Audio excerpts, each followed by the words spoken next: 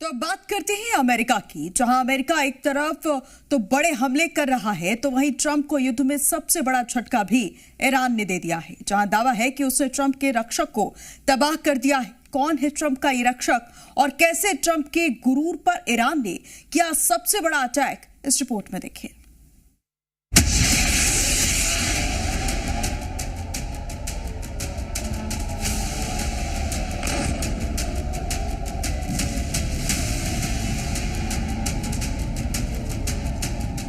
आसमान से एक साथ बरसती क्लस्टर मिसाइलों से मिडिल ईस्ट में अमेरिका का हर एयरबेस दहल रहा है। कुवैत हो, बहरीन, कतर या फिर जॉर्डन, चुन चुन कर अमेरिका के ठिकानों पर ईरान मिसाइलें गिरा रहा है।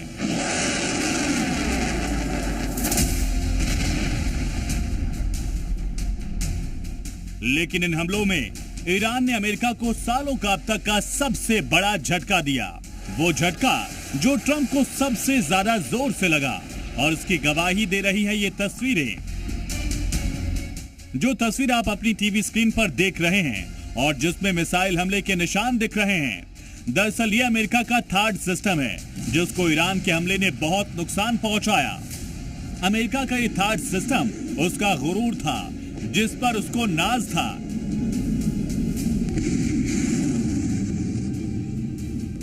क्योंकि अमेरिका का सबसे आधुनिक anti ballistic missile defence system है। इसी सिस्टम की मदद से ईरान की मिसाइलों को अमेरिका नष्ट कर रहा था। ये सिस्टम हिट टू किल तकनीक पर काम करता है, जिसमें इंटरसेप्टर मिसाइल सीधे दुश्मन की मिसाइल से टकराकर उसे नष्ट कर देती है। इसकी सबसे बड़ी ताकत है इसकी रेंज, जो कि 200 किलोमीटर दूर के टारगेट को भी भांपकर अटैक कर सकता है।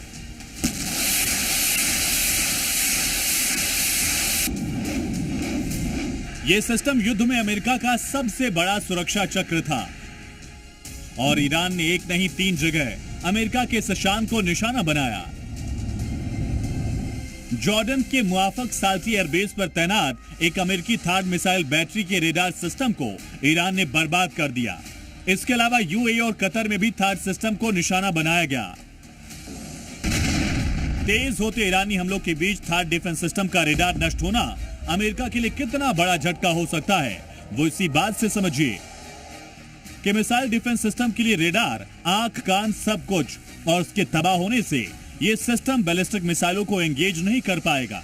अमेरिका 8 थार्ड बैटरी ऑपरेट करता है, 2 बैटरी यूएई और 1 सऊदी अरब के पास है। रेडार का नष्ट होना अमेरिका के लिए भारी आर्थिक नुकसान भी है। थार्ड के लिए जो रेडार इस्तेमाल होता था, उसकी कीमत $500 मिलियन थी, यानी 4500 करोड़ रुपए।